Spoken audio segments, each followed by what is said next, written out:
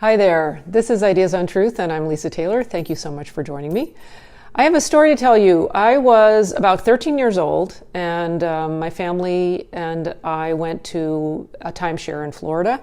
We spent, a few days, a week, I don't remember how long we were there, and about an hour north after we'd all packed up and we're heading north to go home, my stepmom, who I didn't spend a lot of time with, and who was very antagonistic toward the metaphysical approach I had always taken to life, announced that we had to pull over to the breakdown lane because she didn't know where her wedding ring was. So we proceeded to empty the entire trunk of the car onto the breakdown lane, not to find the wedding ring. So at that point, we decided, we need to go back to the timeshare and see if we can retrace our steps and see if she can find her ring. This was quite a ring, so it was definitely something we wanted to find. Interestingly, on the way out of town, I had noticed there was a Christian Science reading room, and I just kind of happened to notice it. Now, little backstory, my dad and my mom always had an agreement that we could go to a practitioner and have spiritual healings as long as we were healed in 3 days. Otherwise, he'd take us to a doctor because his dad was a surgeon. So they had a great agreement, but my dad and my mom divorced when I was 8. So this was many years later after my dad had remarried, and my stepmom, very antagonistic toward anything metaphysical and my approach to healing. So I was constantly kind of fighting that. So when I noticed this reading room on the way out of town, for whatever reason I noticed it. On the way back into town, I said, the best way that I can be of help to you guys is if you drop me at the reading room. So my dad, knowing my history and how many healings I'd had through my life, said, sure. So he drops me at the reading room. They go back to the timeshare. Now, I was 13, 14, I think, somewhere in there. And I do remember working with the definition of God and part of the definition of God is God, the great I am, the all-knowing, all-seeing, all-acting, all-wise, all-loving, and eternal principle, mind, soul, spirit, and it goes on.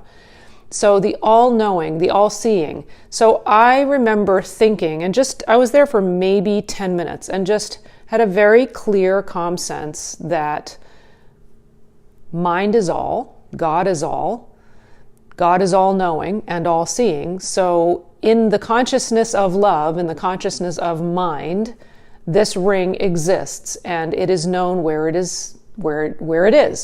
So there's no reason why God's expression, man, can't also know where it is. And I was just sort of thinking very simply along those lines.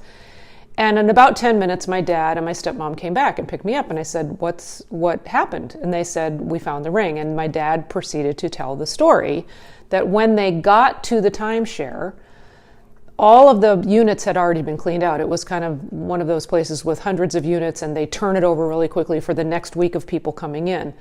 So hundreds of units had been cleaned out. All the trash had been put into these many dumpsters, many dumpsters, all the same color trash bags, obviously. So my dad said then when he got there, he heard a voice in his head, and he was guided to go to one particular dumpster, to walk into the dumpster, over the trash bags, to the back of the dumpster, focused on one particular trash bag, opened that trash bag. He recognized the trash as our trash, reached into the bag, grabbed a wad of Kleenex, pulled it out, and there was the ring. It was that instant. Of all the dumpsters, of all the trash bags, of all the stuff that they had facing them, he was guided to the exact right place, the exact right trash bag, and in the trash bag, the right clump of Kleenex. So when he shared that story in front of my stepmom, she really couldn't say anything because it was very clear that he was guided by that sense of truth, that sense of mind, that overwhelming sense of God and truth that we are all a part of, that we are all created by, that we are all connected to. And when we acknowledge that mind is all, and that mind knows all, and sees all, and we are reflections of the one mind. There's no reason why we can't know exactly what we need to know in any particular moment. So it was a really cool demonstration. I just wanted to share that because there was a lot of time in my past when I was, I think, afraid to stand up for what I believed in. And that particular juncture, because I'd gotten so much resistance from my stepmom, and there'd been kind of a history there of trouble for me, just in standing up for myself. It was a time when I was able to say, this is what works for me. This is how I know I can help in this situation. So please let me help in the way that I know I can. And then it was proven out to be the best help. So it was a really kind of pivotal moment for me at a very young age where I felt the courage to stand on my own convictions and stand up for what I believed in and be able to demonstrate the truth of what I knew to be real.